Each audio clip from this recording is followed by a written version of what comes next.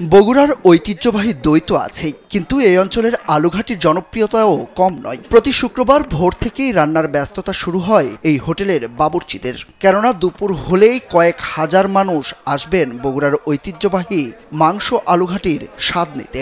সবাই নাম করে আর কি, যেখানকার আলুঘাটি অনেক ভালো, খাইতে মজা, সেই জন্য আমাদের এখানে ওই উপলক্ষে সবাই আসছে আলুঘাটি খাইতে আসা। 120 জন মানুষ আসছি এখানে বগুড়া আমরা বাইপাসে সালমান হোটেল অ্যান্ড রেস্টুরেন্টে। এখানে বগুড়ার বিখ্যাত আলুঘাটি পাওয়া যায়, সেটাই আমরা সেখানে খাইতে এসেছি।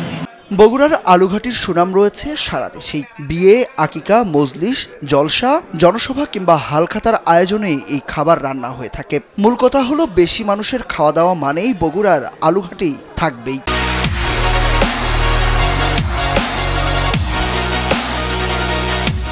তবে অত্যন্ত জনপ্রিয় হলেও রান্না অনেকটা জটিল বলে সাধারণত হোটেলে আলুঘাটি পাওয়া যায় না।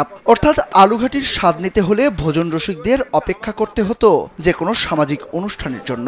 তাই তাদের কথা বিবেচনা করে মাস চারেক আগে সালমান হোটেলে বিক্রি শুরু হয় এই আলুঘাটি। শুধু বগুড়া নয়, পুরো উত্তরাঞ্চলে ছড়িয়ে পড়েছে এটি।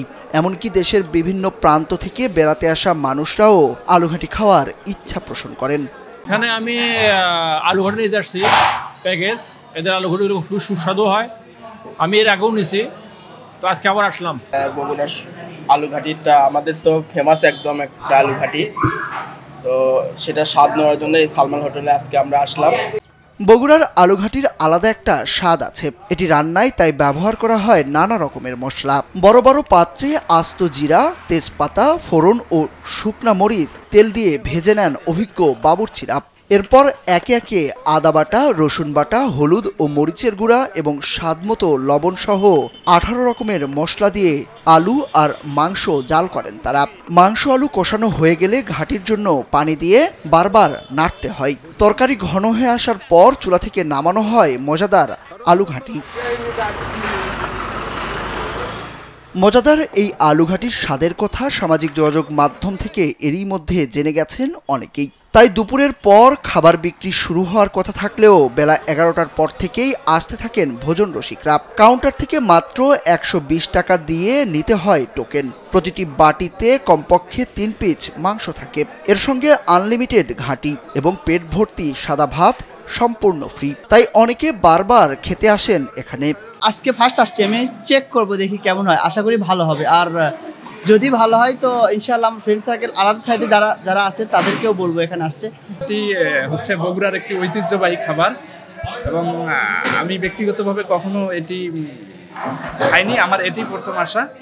তো ইউটিউবে দেখার পর আমি এখানে আসছি আর কি। দ্রব্যমূল্যের ঊর্ধ্বগতির এই সময়ে দুপুরের খাবার হিসাবে অনেকটাই সস্তা এটি। তাই সামান্য দেরি করে আসেন যারা, না খেয়েই ফিরতে হয় তাদের। আশপাশের জেলা থেকেও আসেন অনেকেই। বিভিন্ন কাজে অন্য জেলার মানুষ বগুড়ায় আসলে তারাও স্বাদ নিতে চান আলুঘাটির। নিজে তো খানি, পরে স্বজনদের জন্য বাটিতে নিয়ে বাড়ি ফেরেন তারা। সাদা চালের ভাত, তারপরে আপনার আলুঘাটি মাংস দিয়ে একটা সবজি, এগুলো খাওয়ার জন্য আসছি। এর ইতিপূর্বে আমি একদিন এই হোটেলে আসছিলাম, খাবারটা অত্যন্ত টেস্ট লাগছিল। হোটেলের মালিক সুলতান মাহমুদ জানান, বগুড়ার ঐতিহ্য ধরে রাখতেই এমন উদ্যোগ নেওয়া হয়েছে। বগুড়ার মানুষের খুব প্রিয় খাবার মাংস দিয়ে তৈরি এই আলুঘাটি। প্রতিদিন 2 থেকে 2.5 হাজার মানুষ আসেন এই ঐতিহ্যবাহী আলুঘাটির স্বাদ নিতে। আশপাশের অনেক জেলা থেকেও মানুষ আসেন এটি খেতে। আলুঘাটিটা খুব বিখ্যাত খাবার এবং আমরা নিজস্বভাবে প্রতি শুক্রবার গরু জবাই দিই। তারপরে আমাদের যে মাংসটা লাগে এইটা আমরা বাকি মাংসটা আমরা সেল করে দিই। ওই টাটকা মাংসতে রান্না হয় প্রতি শুক্রবার। আমরা টোকেন দিই, কাউন্টার থেকে তারা টোকেন সংগ্রহ করে, খাবার যখন দেবেন তখন আমরা আমাদের যে ভলেন্টিয়ারগুলো আছে তারা টোকেনটা নেয়, তাদেরকে খাবার দেবে। 3 পিস মাংস থাকবে, আলুঘাটি ভাত আনলিমিটেড 120 টাকা। এখানে লোক আছে আপনার চট্টগ্রাম, ঢাকা, রংপুর, গাইবান্ধা, রাজশাহী। বগুড়ায় কিভাবে কেমন করে মাংস দিয়ে আলুঘাটির প্রচলন হলো তার সঠিক তথ্য কারো জানা নেই। তবে এখন এই খাবার শুধু বগুড়া কেন্দ্রিক নয়, পুরো উত্তরাঞ্চলেই ছড়িয়ে পড়েছে। সুরুজ আহমেদ, কালবেলা।